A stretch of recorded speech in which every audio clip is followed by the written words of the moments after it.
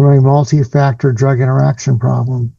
The folks at the emergency room had not called my doc. They'd called her like 5 other times, but they didn't call her this time. And they gave me this thing, and this medicine has a known impact to cause these kind of problems. Welcome to Coach Soul, the podcast where we explore therapeutic ways to the best versions of ourselves. I'm your host, Steve Hudgins. I'm a licensed professional counselor dedicated to helping you navigate life's challenges. In each uplifting episode, we'll discuss mental health, relationships, self-care, emotional well-being, and personal growth. Join me and with my co-host, Kenya Evelyn, a therapeutic life coach, where sometimes we'll even welcome special guests to our show that share their experience and expertise. So let's embark on this transformative path together and discover a healthier and happier you. Hey, welcome back to part 2. Glenn has a wonderful story that we've been sharing in part 1 on cancer. And that's one of the things that, oftentimes when you get in the military, you have brothers and sisters in arms, and we just, no man or woman is ever forgotten on the battlefield. And, when you share things, Glenn and I have been talking off mic a little bit. We're both authors, we're both photographers. And it's just amazing how we can cross paths. And if we could just keep an open mind about people and individuals, instead of throwing stones at one another, why don't we take the stones and build bridges? And I believe this is what Glenn and I are doing, is building these bridges here so that it helps our communities around us. Glenn, you talked about, your book, and I know you've written another book. Can you let our viewers and things give a little background on this new book that's being released and how you came about to your cancer journey through this book? Well, when I wrote my first book, was Cancer Set Me Free, and it was, it was time to write that and to be positive about my life and how blessed I've been. Well, that came out in 2023, and in October, November, December of 24, I started having some really intense back pain. And on January 29th, they did an MRI of me and a lumbar. And that MRI showed that I had a tumor impinging the root nerve on L3.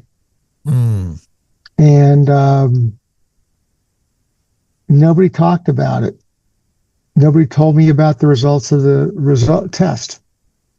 And so in March of that year, I had an epidural that didn't do anything. And on May 29th, my physical therapist in Jackson, Wyoming, where I live, and she's actually an exercise physiologist and a chiropractor and a former college gymnast and U.S. wakeboarding team. She's like everything athletically. I was in there and she was going to work on me, and she sent me to the emergency room because I was in so much pain. And so I go to the emergency room and they wrote a prescription for me. And just kind of like the bike wreck, 5 days later, I was basically comatose. I was in ketoacidosis from a multi-factor drug interaction problem. The folks at the emergency room had not called my doc. They'd called her like 5 other times, but they didn't call her this time. And they gave me this thing, and this medicine has a known impact to cause these kind of problems if you're not taking any other medicines, for people over the age of 60. And I'm over 60. So I almost died. If it hadn't been for my eldest daughter, haranguing some people to go see if I was okay, I wouldn't have made it. I was in ketoacidosis. And so, I got through that. They flew me out of Jackson. They didn't even know what had caused the problem, even though they had written the prescription and didn't talk to anybody that caused the problem. There was total breakdown in communication. And I got out of it and got better, but I, I ended up having to have, we didn't find out the real problem until I saw a traumatic orthopedic surgeon in Jackson in late June. And she said I needed to see a neurosurgeon immediately because of the MRI in January had shown this nerve impingement. And so, I had my surgery in October at Mayo, and they did a great job. I mean, I'm totally recovered, but again, I almost died because of the failure of people to talk to each other. So once I got out of the surgery, I started trying to figure out how could this have happened. And I started reading about things, and I started seeing, I read NIH reports. And one of the other wonderful things that I did was I was one of the founding board members of a company called WebMD. And so by doing that, I had cancer when we did that. So I said, okay, what are we going to do? And, we all signed up for our accounts. And I said I was a medical student. Well, I still am a medical student. I'm just not in a university. I just study it.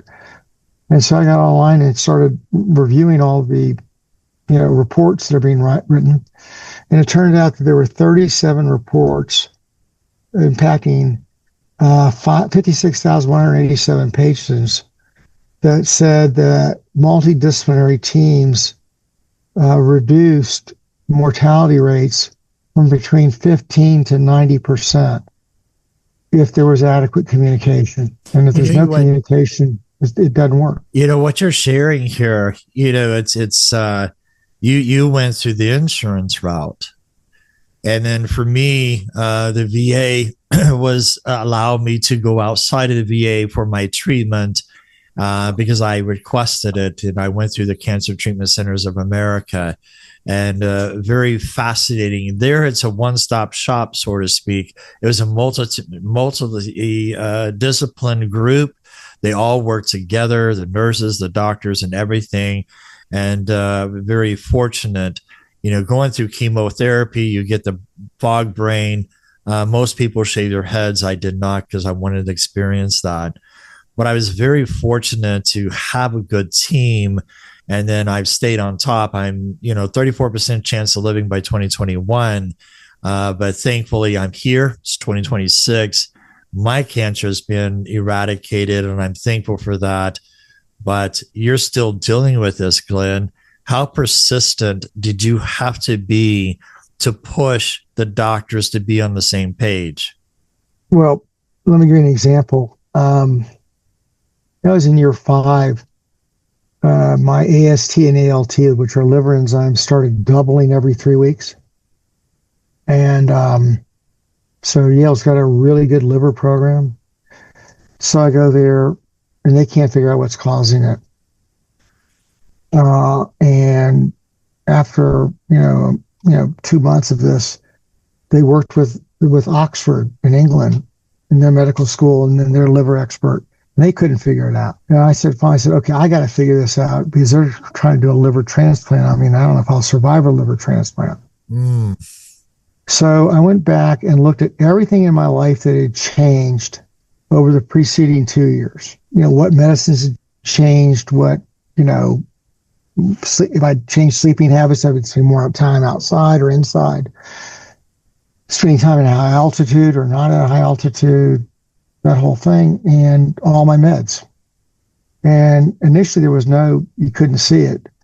So then I put a delay factor in it, and it came up with a 90.96, which is a 96% correlation to a pain medicine. And they took me off of a leave because they were worried about that causing problems for me.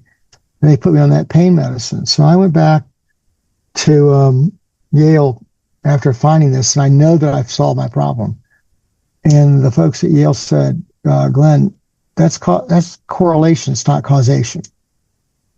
And I said, I don't know what you think, but if there's a 96% correlation chance that it's linked, I'm not taking that drug anymore.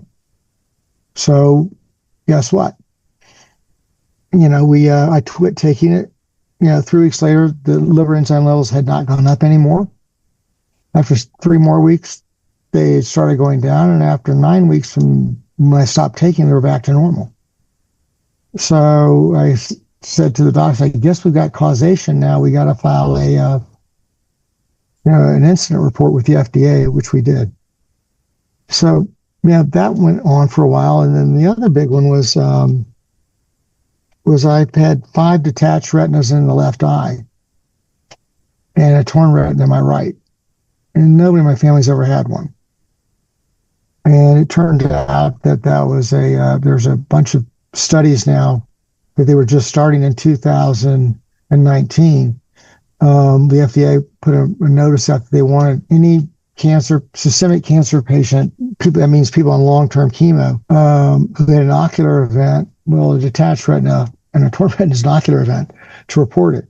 Well, guess what? We reported it, and we identified the chemo agent had an impact. And it turns out that 5 to 7% of cancer patients are going to have those if they're on chemotherapy for more than 5 years. So you've got to be your own team at times.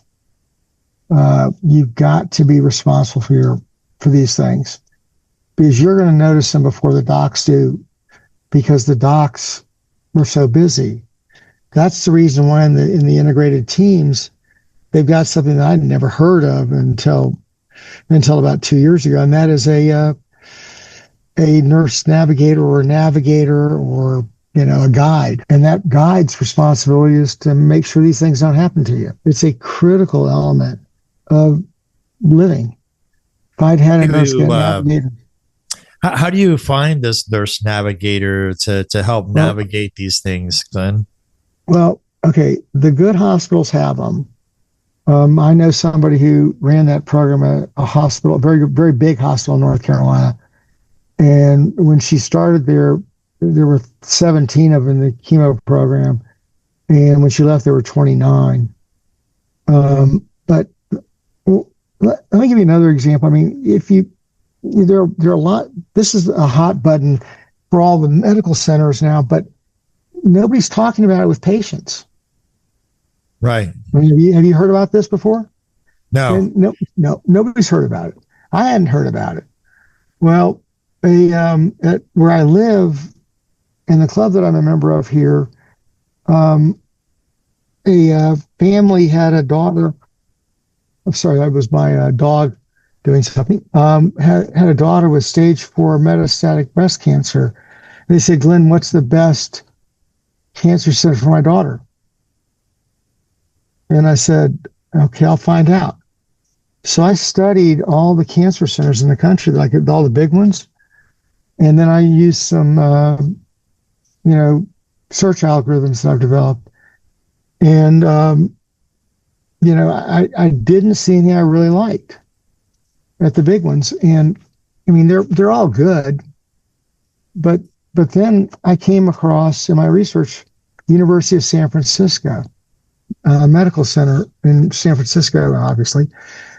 And lo and behold, I started reading about what they were doing, and they're doing the complete, fully integrated, comprehensive, multidisciplinary cancer teams.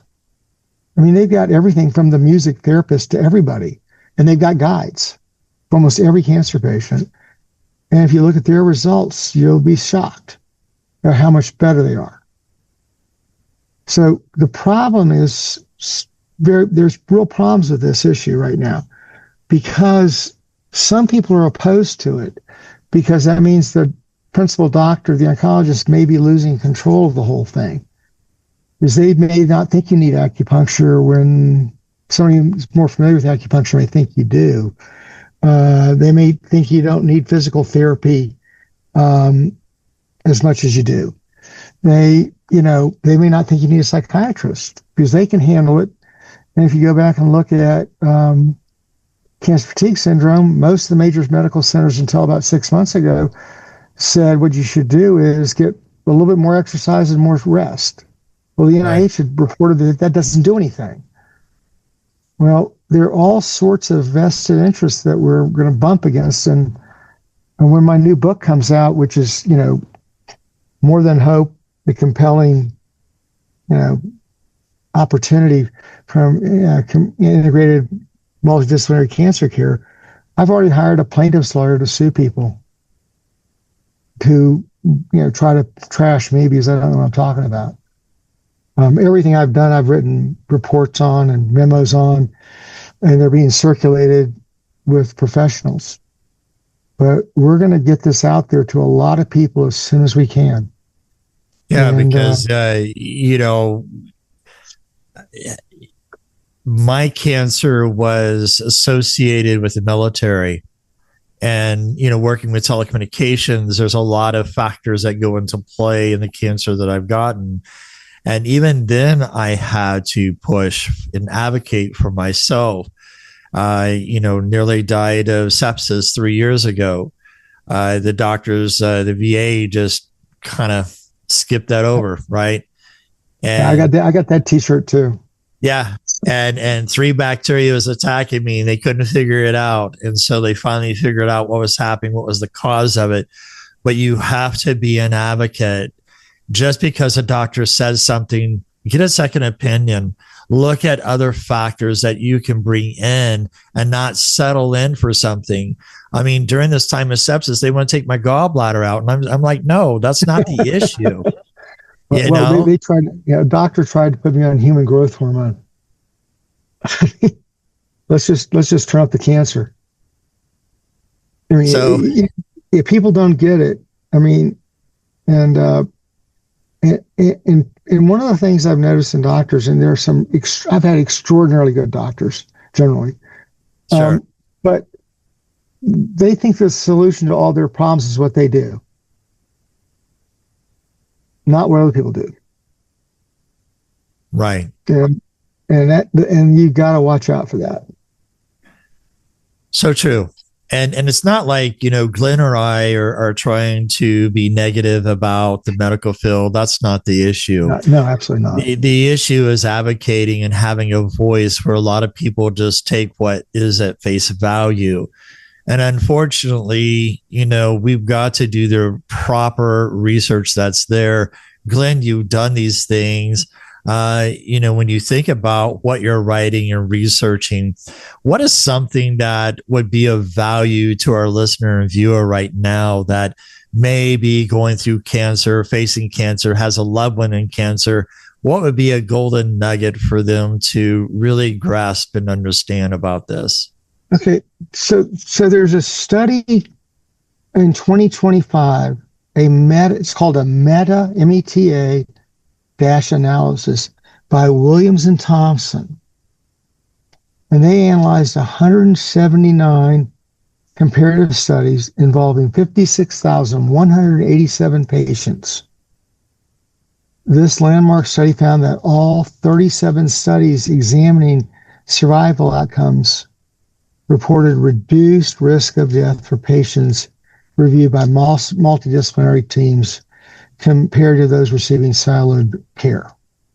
Wow. Okay, think about that. It's called the Williams and Thompson, study of 197 different studies involving 56,187 patients. Again, I mean, the insanity of this is a lot of the navigators or guides are well-paid nurses, okay, well-paid nurses. And I kick this around in my own mind all the time, whether they should be in charge of making the decisions on who you see and not the oncologist. Now, every oncologist in the world will disagree with that, but the definition of of this person is a healthcare professional who guides patients through the healthcare system, helping, this is a footnoted definition, helping with everything from scheduling appointments to overcoming barriers to care. Okay, that's the NIH definition. Don't we think, doesn't everybody who has cancer deserve one of those people? For sure. It's that simple. Yeah, you've got to find that place of advocacy. But Glenn, here's the thing. I've talked a little bit on my podcast about how I've dealt with it. What is one thing that you can give a positive note? I know you talked about in the first deal about smiling and things of that nature. If somebody is got that negative, what is something that you can share? Because one thing about my podcast is, I came into this world, but my epitaph is I came and left this place a better place than where I found it. Well, my books are all dedicated to those people who make the world better than they found it. But here's the thing. I mean, the first thing is what can you do to help somebody else? Okay. I mean, Yeah. it's really that simple. Put a smile on somebody's face. And it's not hard. What can I do to help you? So how often have you been on the phone with somebody on a call center on the other side, and you can tell they've had a bad day? What can you do to put a smile on their face and you don't even get to see them? Right. Okay. Doing those small, incremental, positive things make a big difference. I mean, 100% of the revenue from my photography goes to children's health and cancer-related things. I don't take any money for it. I won't take anything. Now, how did that start? I was walking by the Children's Infusion Center at Yale every time I go for my infusions. And I see the moms and dads who are just dying. I mean, because they've got their little one there in chemo. So what can you do to help them? And there are all sorts of ways. I mean, sometimes just if you give somebody a buck, it'll make you feel better. And just help. Don't ask for anything back. Just try to make somebody else's life a little bit better. And when you do that, what you're going to do is make your own life better. For sure. And so, it's something. Yesterday morning I was flying for chemo. On Wednesday morning, and we were snowed in Jackson, and the people who were sitting next to me was a young couple that was making their first trip without their child. The child was now 14 months old, I think. So I said, "What are you going to do now? There are no more flights today. What are you going to do?" And they said, "Well, we've got a cousin who lives here, but they're up on the mountain skiing." I said, "Well, let's go to lunch." So I took them to lunch. And the wife, and I'm able to do this, which most people can't, but the wife had sweatpants on and they were pretty rough looking because, they were going home and they were going to Florida and, we're in Jackson, Wyoming. So I took her and we got her a new outfit. And I took her to a place where she couldn't buy anything. And I made some good friends there for a long time. And that's I'm fortunate that I'm able to do something like that. But everybody's able to do something. So if you know what an ODB meter is, do you keep one in your car to read the codes for somebody else who's having a car problem? Have you taken somebody some flowers? We spent $10 for it. And not because they expect it, not because it's Valentine's Day, but some other day.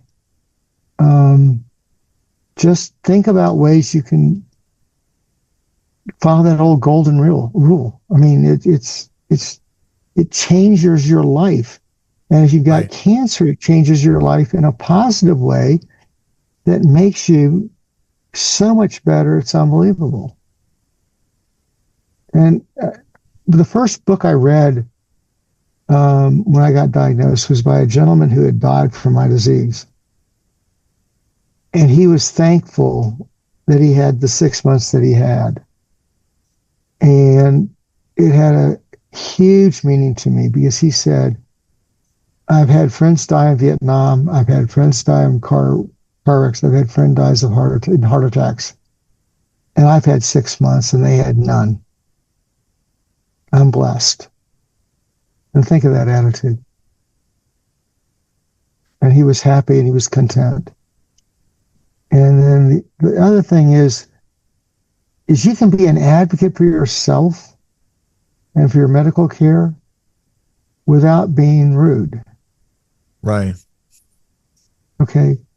The other people, I mean, at most of the infusion centers, they have quiet rooms for the staff when the emotions just get too hard. I mean, I've had days where I was supposed to catch a plane and I didn't get to catch it because somebody didn't move as fast as they could have.